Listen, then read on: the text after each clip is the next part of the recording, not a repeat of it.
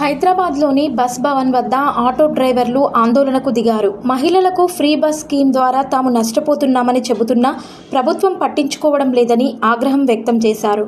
ప్రభుత్వ తీరును నిరసిస్తూ బస్ భవన్ ముట్టడికి యత్నించగా పోలీసులు వారిని అడ్డుకున్నారు.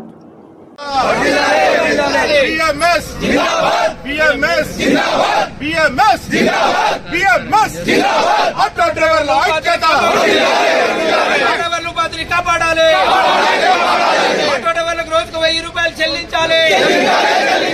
అక్రమ ఓలా ఊబర్ రేట్లను పెంచాలి. ఆటో డ్రైవర్ల కుటుంబాలను కాపాడాలి. ఆటో డ్రైవర్ల ఐక్యత. భారత్ మాతా కీ జై. ఆటో డ్రైవర్ల ఐక్యత. ఆటో వాళ్ళ ఉపాధిని వెంటనే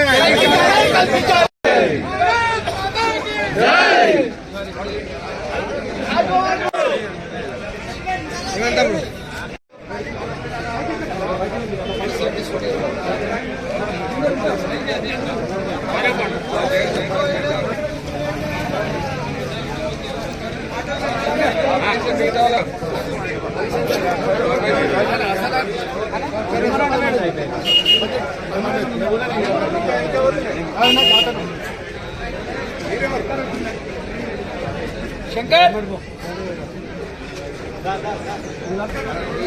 మాట్లాడు మీడియాతో.